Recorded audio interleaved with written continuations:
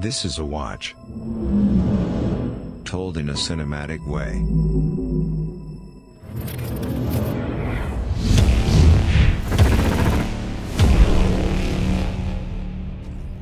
Swiss Military by Hanover. How's it going, everyone, and welcome back to another how to shoot a product video at home using an iPhone. Now, I've created a product video of a watch in the past, and that video hit over 100,000 views. A lot of you guys got inspired by it and even created one for your own. Now in this video, I'm gonna cover the gear I use, my camera settings for producing high quality video, and behind the scenes on how to create that dramatic lighting effect, and a quick editing breakdown of the video.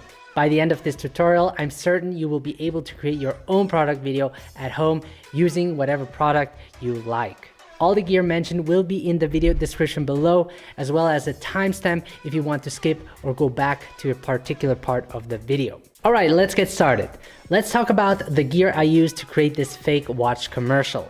Almost everybody nowadays carries a smartphone in their pocket that has the ability to shoot high quality video, and when done correctly, people wouldn't even notice that it was shot on a smartphone. For that reason, I shot the whole thing on my iPhone 11 Pro Max using Filmic Pro, which is the most advanced cinema video camera app out there for smartphones. The reason why I like to use Filmic Pro is because it allows me to have more control over my camera, but we're gonna dive deeper into it later. The next thing you will need is a tripod. I use the basic Amazon tripod that costs $26, very lightweight with adjustable height legs, really great for its price, still impressed by it. Next, you will need a phone mount. The one I got is from Ulanzi that costs around $15. This way I can mount my iPhone to my tripod. The mount has a cold shoe adapter on top that allows me to mount a microphone or a video light. The lights I use are the Ulanzi VL49 that costs $19 and the VGIM R316, which is priced at $89. Both lights were sent to me by Ulanzi to test, so thank you very much. The Ulanzi VL49 is a portable LED and RGB pocket light, which is especially great for vlogging. I might make a separate video using this pocket light for my new gimbal vlogging setup. Now, I didn't use this light that much in this video. It would have definitely worked to create those awesome light patterns. So instead, I used the VGIM R316, which is a foldable LED and RGB video light. It has a unique design to it with dual LEDs that are connected, which both can be folded.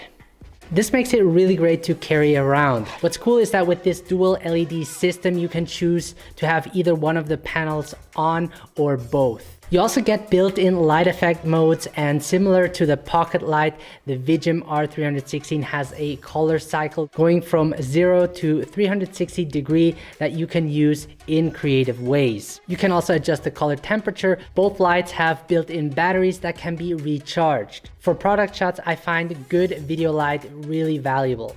I suggest you have at least one good video light for your product video. What I also used is a black backdrop from Newer that costs $75 with the stand. I placed the backdrop behind the object to create a seamless background. If necessary, you might want to steam iron the background to get rid of any wrinkles. So that's the gear I used for this video. Let me show you how I've set everything up. So for the first scene, I've hung the watch on a boom stand. You don't necessarily need one. There are certainly other ways to mount your watch so that it hangs in the air. I used a thin black thread and made sure that the watch would stay still in the air, because you don't want to shoot while your watch is moving. Also, make sure to clean your watch to remove unnecessary fingerprints. We want to make it look like it's straight out of the box. After that, I placed my tripod close to the object and centered it in the frame. Next, I darkened the room so I can work with one light. Now let me show you my camera settings for getting the best quality out of my videos. As I've mentioned before, I use Filmic Pro to shoot all of my videos.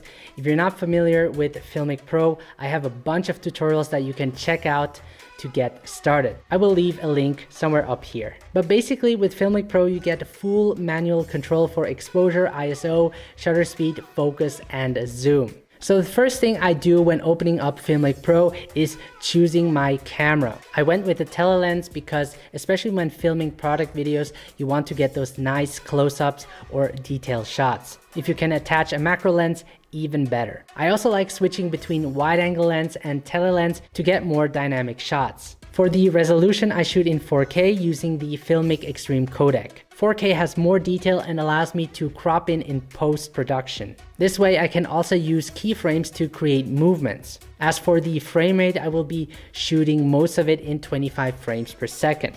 Since I won't be using the audio, I will set it to video only, and because my iPhone is on a tripod, I turned off image stabilization. Next is to set my ISO. I leave it at its lowest so that I won't introduce noise into my image. My shutter speed is set double my frame rate, which is 1/50 of a second. I make sure my shutter speed is locked so that I can only adjust the ISO if I have to. As for my white balance, I've set it to 5500 Kelvin since the lights I'm using is set to that temperature. I make sure I lock it so that no color shifts will occur during the shoot. My picture profile is set to log, which gives me more flexibility in post to color grade. At last, I set my focus and lock it. On smartphones, you don't get a lot of shallow depth of field because of their fixed aperture. But since I want everything to be in focus anyway, this wasn't an issue. So lighting your subject really depends on the product. I personally think that this watch works well for moodier contrast scenes because of its reflective black metal. So I decided to use more of a focused light so that the audience can focus their attention more on those highlighted details. To create that dramatic effect, I used the foldable light. I've set the light to 5500 Kelvin, which represents daylight, and the output is at around 30%. I simply moved the light over the subject from different directions and played around with it to create these interesting reflections on the watch. So I go from complete darkness to highlighting certain parts of the watch. I preferably like to do this slowly because I can always speed up the video during post-production if I want to. Experiment around with it and see what works. I really like the effect where I swung the light behind the watch. It sort of reminded me of Star Wars. Another effect that worked really well was of the watch flashing really quickly. The way how I did this in Filmic Pro is that I've set the camera to time-lapse mode with a shooting interval of 1 second. So again, I moved the light in different directions to highlight certain areas. In post, I cropped in, added keyframes to add movement, put in some sound effects, and there you have it. For the next scene, I placed my watch on an acrylic black backdrop that I got from Amazon for $18. This backdrop is great for smaller products, creates beautiful reflection and adds depth to the subject. I make sure to clean the surface to remove any dirt or dust particles. I placed the watch in a way that would look appealing and started recording. For my last scene, I took out a pot from the kitchen, filled it with water, and used the black backdrop to make the water pitch black. As for the camera settings, I changed the resolution to 1080p so that I could shoot in 240 frames per second. Normally, I would set my shutter speed double my frame rate, but since I wanted no motion blur while dropping the watch, I've set it to around 1/940. Now for this shot, I needed a lot of light. So I used the small pocket light with the foldable light at 100% output and also increased the ISO a bit, around 100. I then dropped the watch slowly, did that a couple of times until I was satisfied. Moving on to the editing part, I first imported all of the clips from iTunes into a folder on my desktop. I don't recommend airdropping the clips from your iPhone since it takes longer and you can lose quality. In my project, I took the best parts out and rearranged the clip so that it fits with the pace of the music. I personally like to edit in Final Cut Pro X. I went for a more cinematic, tense music, and because it's a commercial, I shortened the music to 20 seconds. A big part of it is adding sound effects, which makes a video more professional. By the way, I got all of my music from Artlist. If you sign up now, you'll get 2 months for free. There will be a link below. By adding some atmosphere, impacts, rises, and whoosh sounds, you can instantly grab your audience's attention and keep them engaged.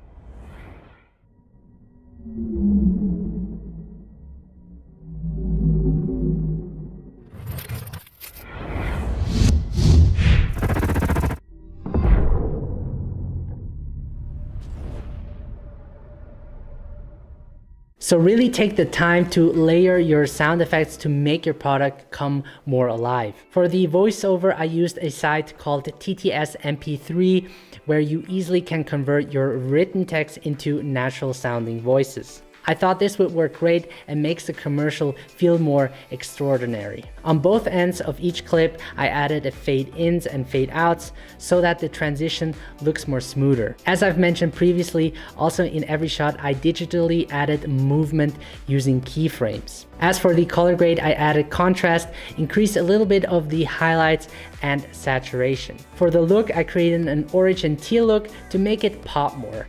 And to spice up your shot a bit more, you can add lens flare to your shot to make it even look more epic.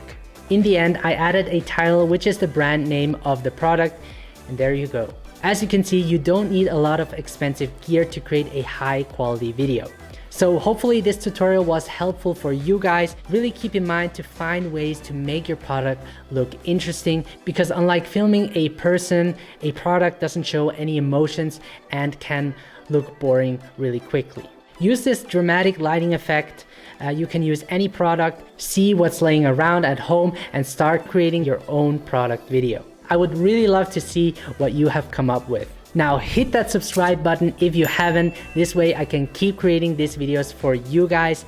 Follow me on Instagram at BennettGrazer. And if you want to learn more about mobile filmmaking, here are 2 videos that you have to watch, which you certainly won't regret. Until then, I wish you a pleasant day, take care, and I will see you in the next video.